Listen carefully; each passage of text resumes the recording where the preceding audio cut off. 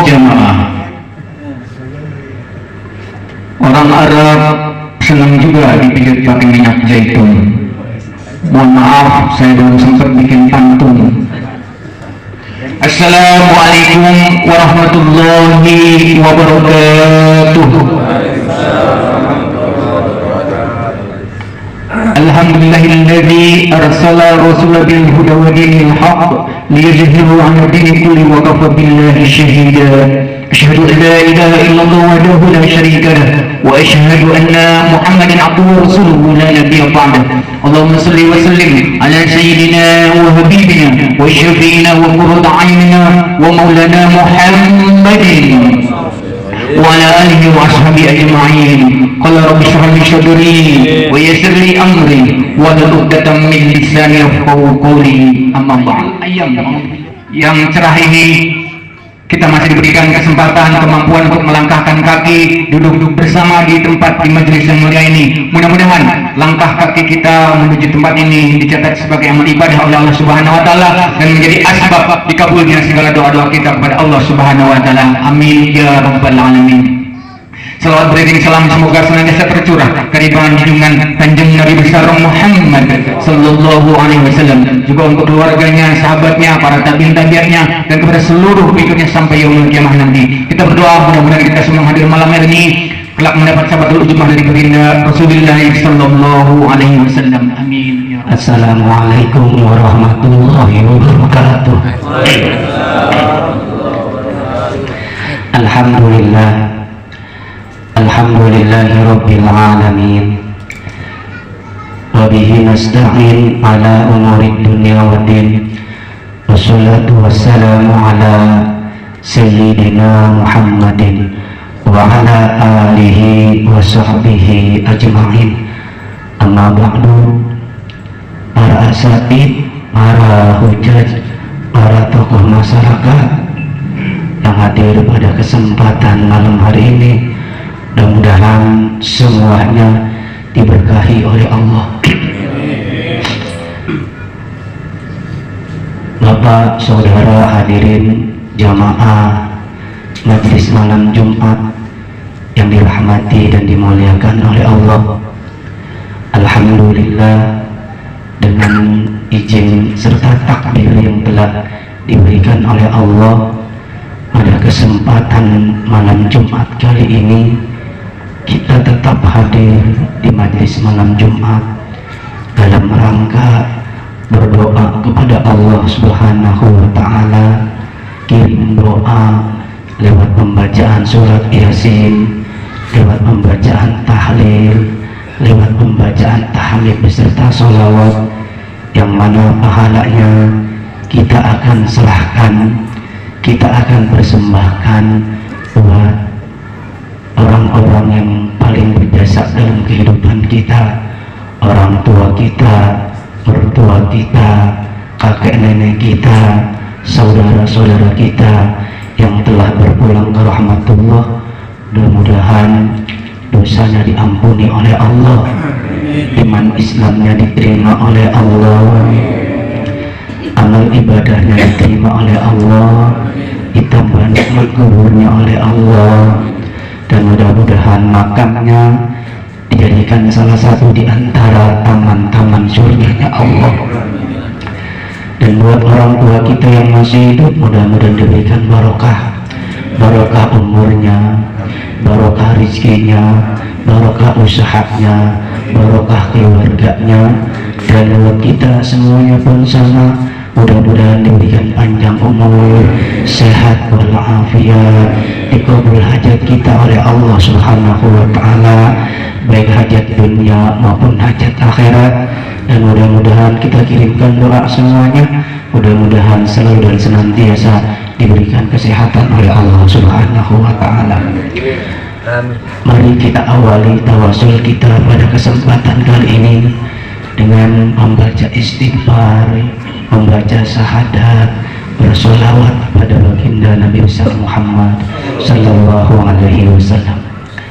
Astaghfirullahaladzim, astaghfirullahaladzim, astaghfirullahaladzim, min kulli dhanbin wa atubu ilaih. Asyhadu an la ilaha illallah wa asyhadu anna Muhammadar Rasulullah. Asyhadu an la ilaha illallah Rasulullah. Allahumma salli ala Sayyidina Muhammad wa ala ali Sayyidina Muhammad. Allahumma salli ala Sayyidina Muhammad wa ala ali Sayyidina Muhammad. Allahumma salli ala Sayyidina Muhammad wa ala ali Sayyidina Muhammad.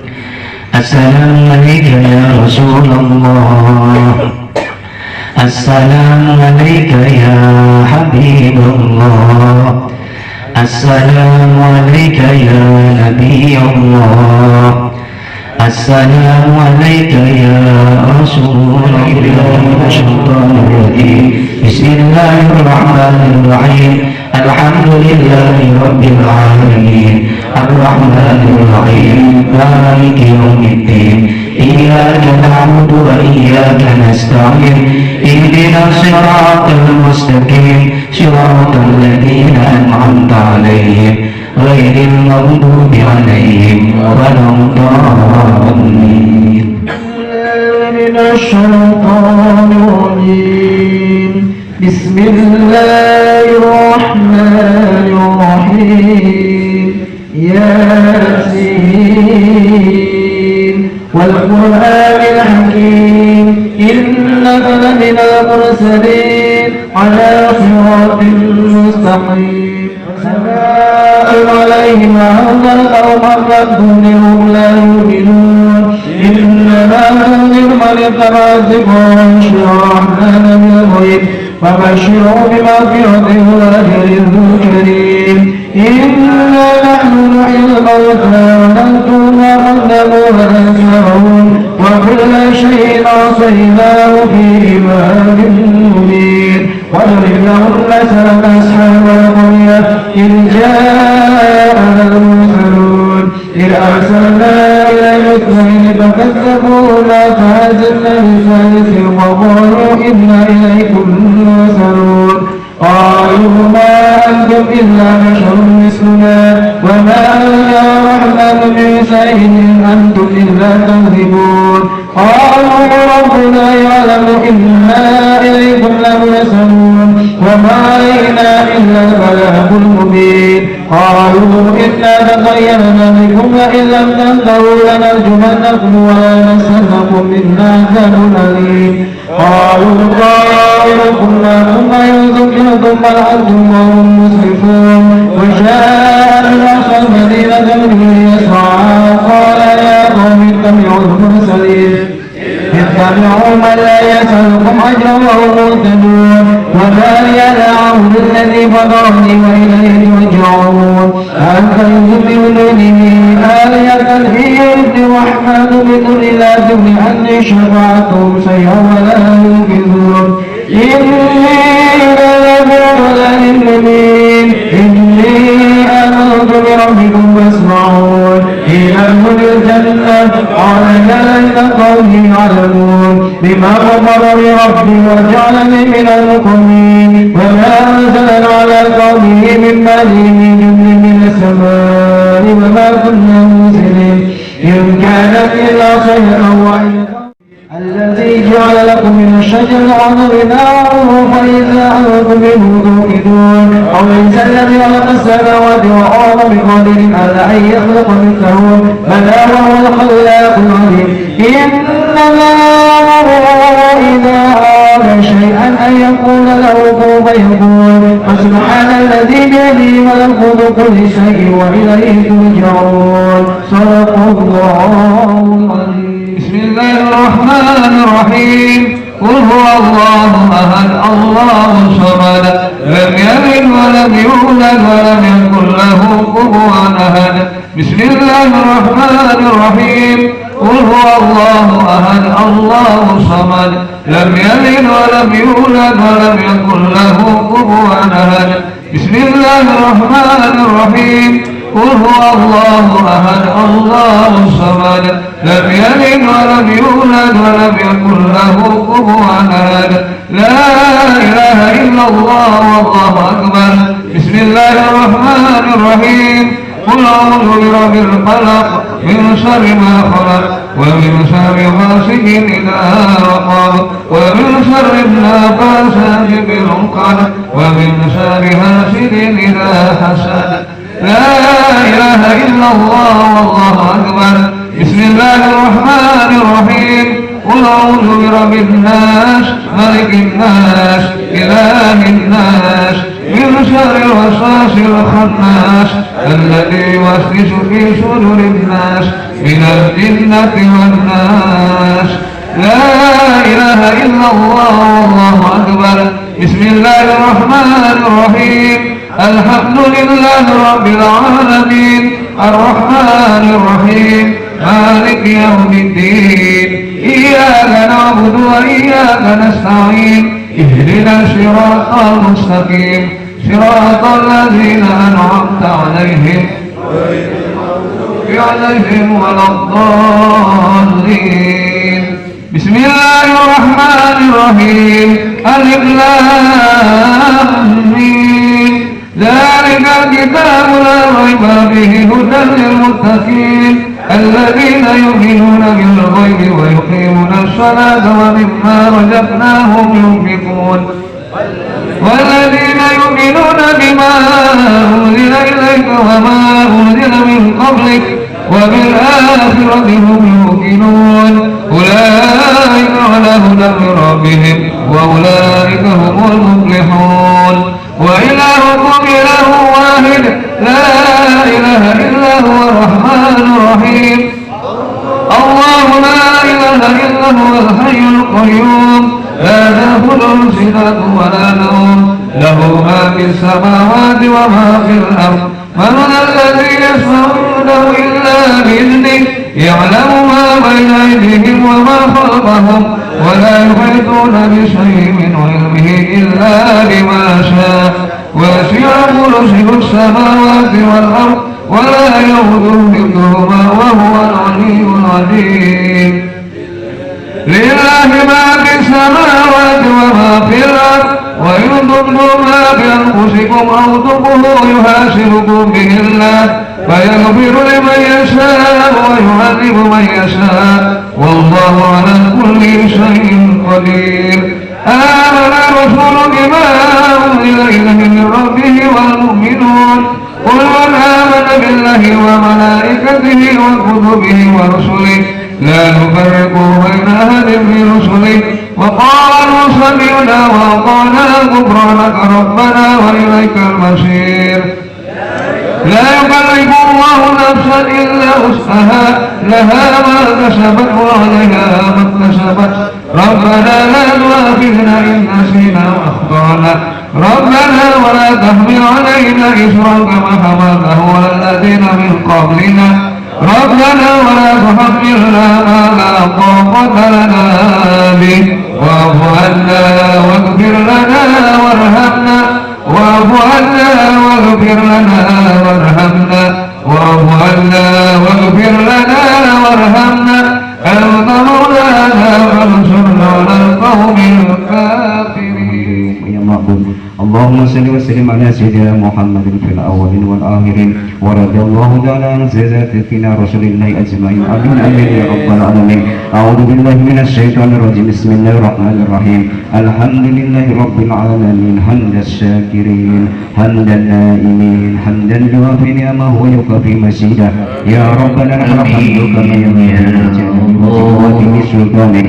اللهم صل على سيدنا محمد وسيدنا محمد صلاة تنجينا من جميع الأهوال والآفات وتقضي جميع الحاجات وتؤمننا من السيئات وترفعنا به عند غلبة وتبيننا اللهم صل وسلم على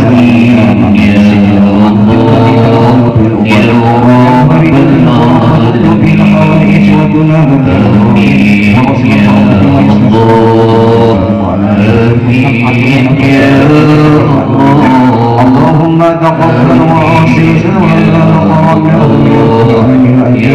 وما هللنا وما سفرنا وما استغفرنا وما صلينا على سيدنا محمد صلى الله عليه وسلم هدية واسلة وبركة آمنة إلى حضرة حبيبنا وسيدنا وقرة من سيدنا محمد صلى الله عليه وسلم وإلى جميع إخوانه الأنبياء والمرسلين والأولياء والشهداء والصالحين والصحابة والتابعين والمصنفين المؤمنين وجميع المجاهدين في سبيل رب العالمين والمؤمنين سيد الأولياء سيد وإلى جميع المؤمنين والمسلمين والمؤمنين والمؤمنات من مشارق الأرض إلى مغربها برها وبحرها خصوصا إلى آبائنا وأمهاتنا وأجدادنا وجداتنا ولمسائلنا ولأسئلتنا وأساتذتنا وأساتذتنا في سبيل اللهم اغفر لهم وارحمهم وعافهم واعف عنهم ووسع مدخلهم واغفر وصلهم. اللهم انا نسالك سلامة في الدين والآخرة وزيادة في العلم ورغبة في الرزق ورغبة قبل الموت ورحمة عند الموت ومغفرة بعد الموت. اللهم هون علينا في سكرة الموت ونجد من الرغبة ربنا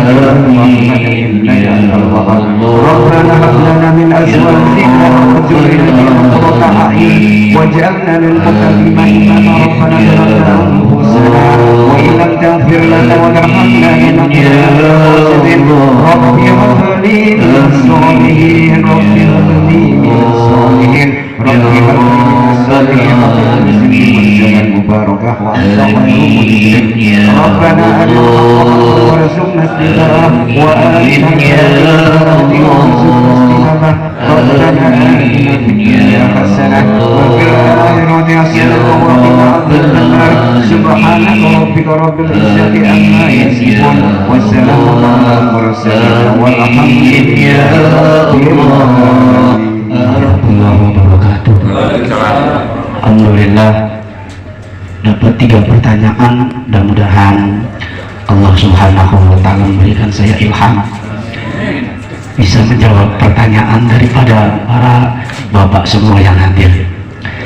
Langsung pertanyaan yang pertama yang disampaikan oleh samping kiri saya, abangnya Barijal. Nggak kenal saya. Ustaz ini jamaah setia di Blok E, Pak Haji.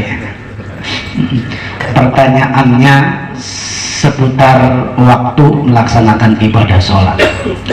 Ini amat sangat penting yang patut kita ketahui, karena ada beberapa waktu yang dilarang untuk melaksanakan ibadah sholat.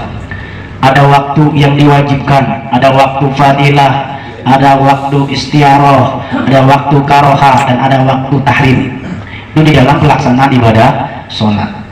Oleh karenanya pertanyaan yang disampaikan adalah bagaimana hukum sholat setelah melaksanakan ibadah sholat subuh. Tentunya ini adalah sholat sunnah, betul. Maka ketika sehabis melaksanakan ibadah sholat subuh, tidak ada waktu lagi melaksanakan ibadah sholat sunnah sampai tulu fajar. Haram hukumnya min ghairi asbab. Awas, kalau tidak ada asbab, kalau tidak ada sebab.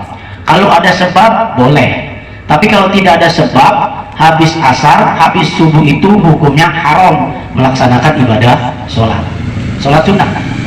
Tapi kalau ada asbab, contoh sebab jamak boleh, contoh sebab kodok boleh. Ketika waktu-waktu dulu kita itu masih berbuat maksiat banyak, meninggalkan ibadah sholat subuh kita tinggalkan, maka boleh kita kodok setelah melaksanakan ibadah sholat subuh, boleh. Tapi kalau tidak ada asbab, tidak ada sebab, sampai terbitnya matahari, maka hukum melaksanakan ibadah sholat hukumnya haram.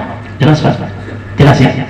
Makanya kalau ada orang yang mau melaksanakan ibadah sholat setelah asar, jangan kita suudzon dulu. Ini orang nggak bisa ngaji, tanya dulu kira-kira ada apa, sebab apa dia melaksanakan ibadah sholat setelah sholat asar, ada apa dia melaksanakan sholat setelah sholat subuh. Ternyata sebab jamak, ternyata sebab kodok, boleh. Kalau tidak ada sebab, baru hukum jatuhnya hukum haram. Ya Pak ya? Yang tentang kita rajin banget apa tidak ya, sholat berhenti sholat terus kan begitu. Gak apa-apa, nanti setelah tulu fajri lewat sedikit ada namanya sholat isya, silakan sholat di situ. Pas terbit matahari pun haram. Kenapa? Karena di situ keluar panji-panji setan. Maka jangan sampai kita menyembah panji-panji setan. Di situlah diharamkan. Sama dengan ketika terbit mega merah tuh, sama, tidak boleh. Kemudian matahari pas lempeng, sama, tidak boleh. Makanya jangan mentang-mentang kita rajin sholat, belum masuk waktu sholat sudah melaksanakan ibadah sholat. Ada waktunya, ada waktu yang diharamkan, ada waktu yang diperintahkan tentang melaksanakan ibadah sholat.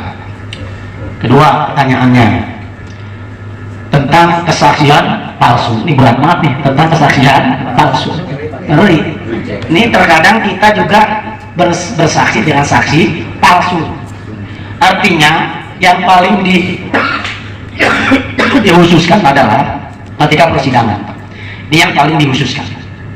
Ketika persidangan jangan sampai kita bersaksian palsu.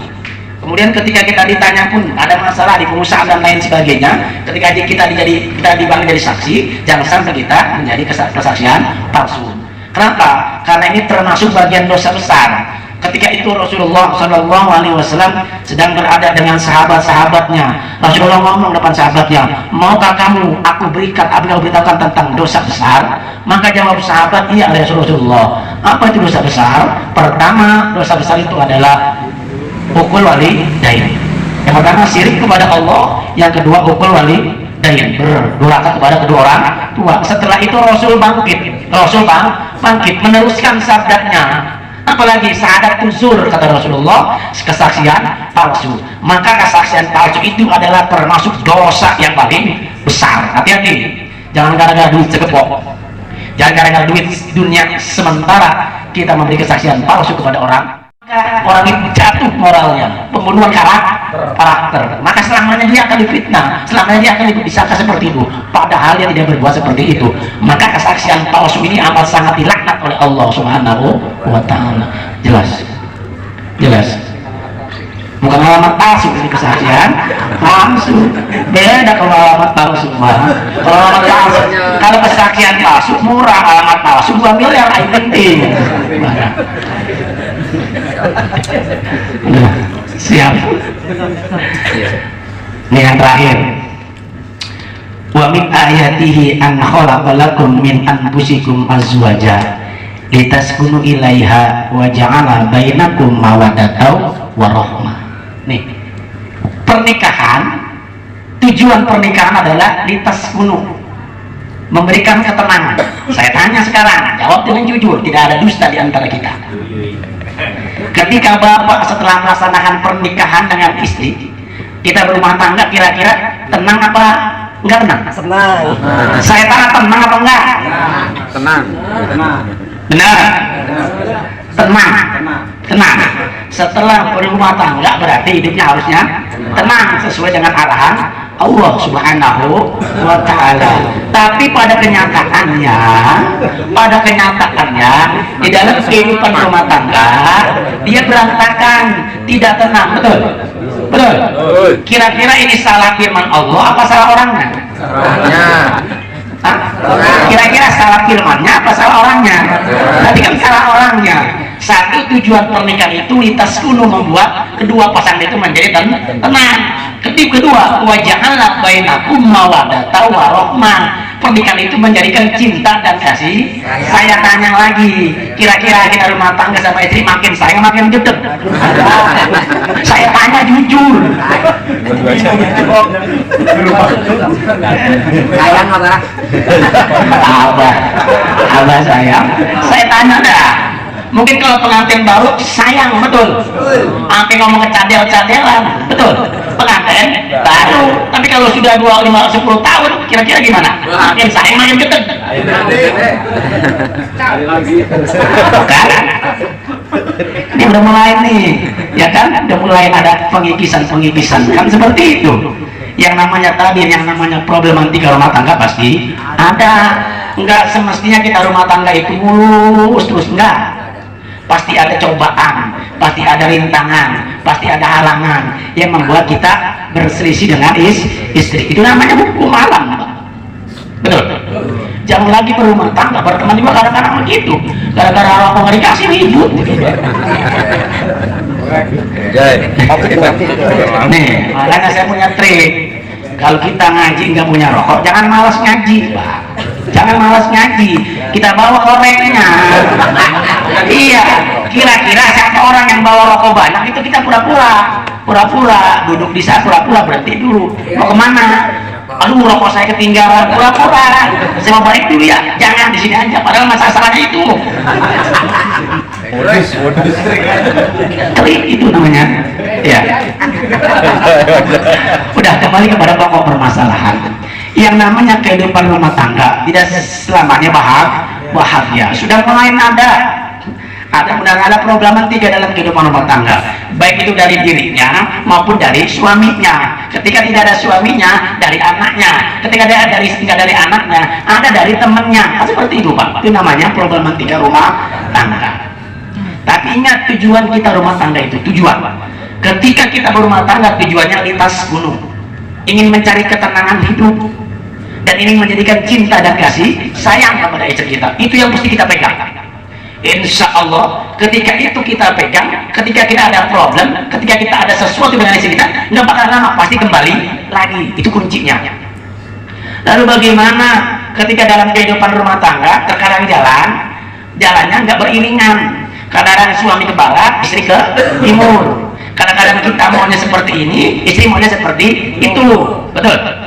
Banyak yang begitu? Banyak. Di sini semua begini semua. Ya Allah, di jamaah saya kan nggak beres semua. Ya Allah. Sini nggak ada. Nggak ada di sini mah, nggak ada. Alhamdulillahirobbil. Sebelah sana son. Suaminya. Durhaka kepada suaminya bagaimana? Sudah tidak lagi mau melayani suami, tidak lagi taat kepada suami, tidak lagi nurut kepada suami. Itu namanya istri sudah nusut. Kalau ibaratnya sudah berkena kartu tuh, kartu kuning merah. Kan ada pelajaran dulu, peringatan. Enggak langsung dikasih kartu merah. Peringatan pertama, peringatan kedua, baru kartu kuning. Kartu kuning melanggar lagi kartu merah. Ada dinasihatin dulu. Apa sebabnya? Dicari permasalahan dulu. Seperti itu. Bukan langsung dieksekusi. Ketika seorang istri itu sudah tidak lagi mau menghormati suami, tidak lagi mendengarkan kata suami, dia semau dia dewek. Banyak seperti itu. Banyak apa enggak? Banyak apa enggak? Oh, tergantung suaminya. Jangan nyalain istri mulu, jangan. Kita introspeksi dulu sebagai seorang suami. Kalau kita sudah benar-benar memberikan nafkah yang baik, ingat, durhakanya istri kepada suami itu ada sebabnya. Ada sebabnya. Ketika tidak ada sebab, itu baru, Pak. Ketika seorang suami itu bagus melayani istrinya dengan baik, selalu memberikan yang terbaik, selalu memberikan pelayanan yang terbaik, kemudian istri berubah dengan suami, itu namanya nusut. nggak lagi nurut dengan suaminya. Ketika mohon maaf, ketika diajak berhubungan nggak mau tanpa sebab. Jelas. Ini kan problem ini, betul. Betul. Buat yang muda, kalau buat aki-aki nggak mungkin kali.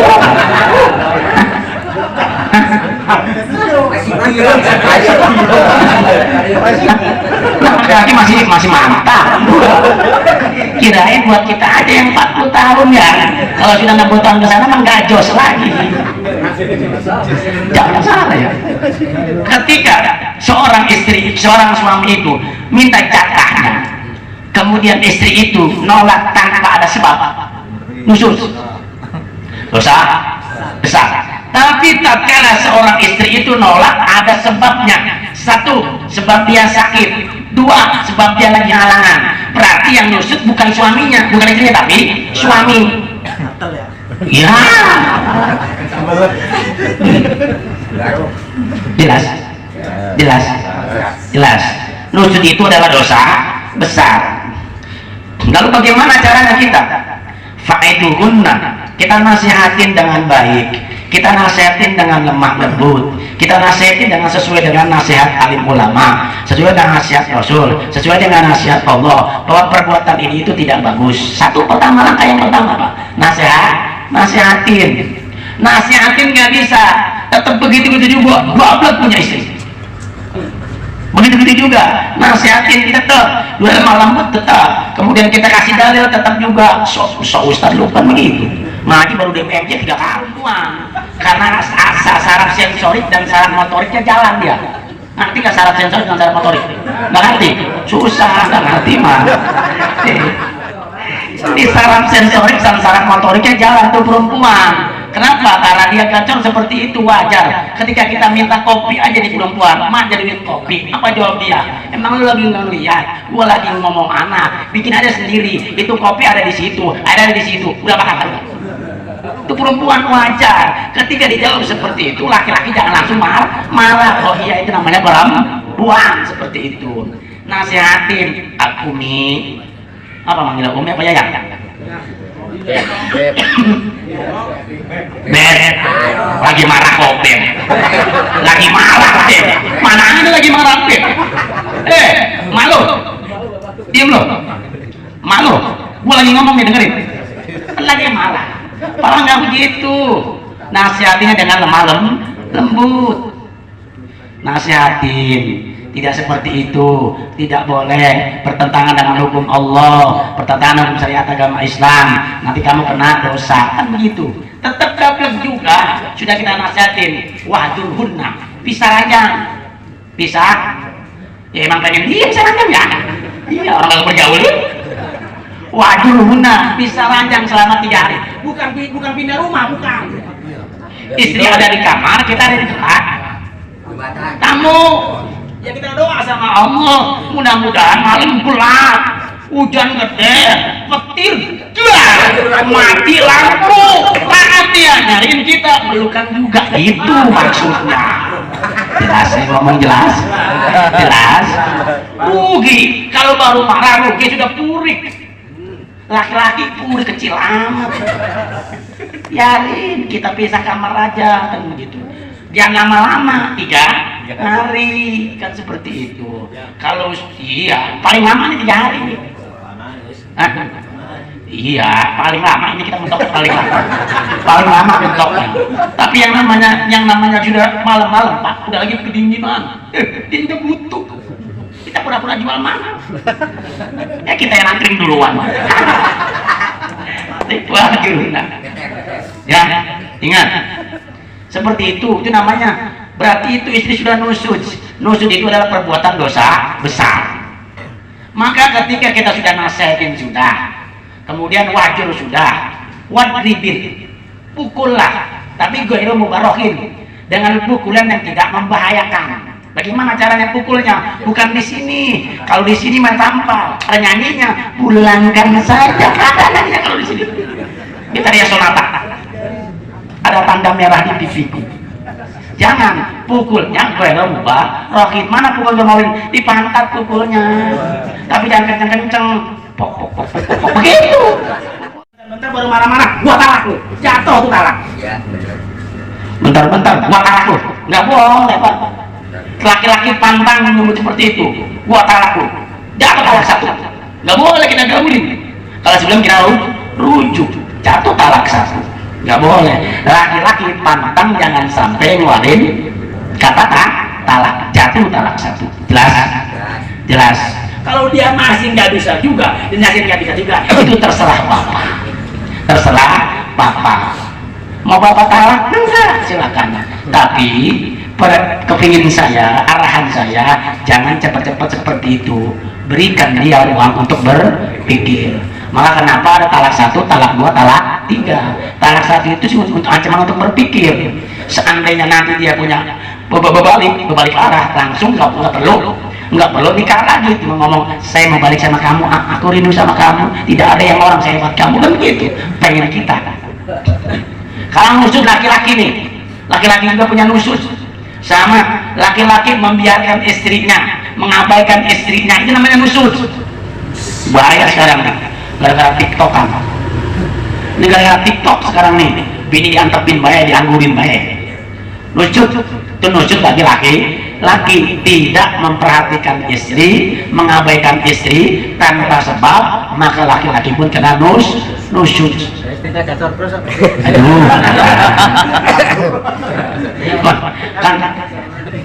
Kan tanpa sebab tadi. Kalau istri gacor yang pertama harus dijelasin, betul? Kan seperti itu. Kan gacor juga enggak gacor keluarga. Gacor kan berarti sayang. Kalau perlu laki-laki perempuan udah diem aja, masalah itu, Pak. Kalau perempuan gacor ini berarti cinta sama kita, itu gak mau kehilangan dia mau pura-pura marah-marah aja, padahal gak mau kehilangan kita. Coba perempuan begitu gacornya, Pak. Walmah, biasanya cemburu padahal tidak seperti itu. Boleh cemburu tapi tidak boleh cemburuan. Sekali lagi, konsepnya adalah seorang laki-laki, seorang perempuan itu kalau sudah tidak nurut sama suaminya, keluar rumah tanpa izin suaminya, tidak lagi menurutin perkataan suaminya, maka perempuan itu termasuk nusuk, berarti dosa besar. Dia harus bertaubat kepada Allah Subhanahu wa Ta'ala dan minta maaf kepada seorang suami. Jelas Pak? Jelas ya. Sekali lagi, jangan sampai kita cepat jatuhin talak. Bahaya ya. Ada talak sore, ada talak kinayah. Kalau suami belum menjatuhin talak, nggak jatuh talak. Perempuan hanya hulu. Perempuan itu hulu, nggak bisa nalak perempuan. Perempuan itu hulu, namanya minta cerai. Kalau kita tidak menceraikan, tetap tidak bakalan cerai. Itu namanya perempuan, namanya hulu. Jelas? Ya. Jangankan 3 hari, 1 menit aja tidak boleh perempuan marah kepada seorang suami tanpa sebab. Apa sebabnya? Sebabnya cemburuan. Tanya. Jangan sampai cemburu buta. Tanya, kenapa? Apa sebabnya? Oh, saya diabaikan sama kamu. Sebab mana diabaikan? Kadang-kadang kan perasaan, Pak. Karena perempuan itu main perasaan. Padahal kita nggak seperti itu. Kita itu cinta banget kalau nyari duit buat dia, betul. Capek kita buat siapa? Buat anak dan istri. Masa buat yang lainnya? Nggak mungkin dong.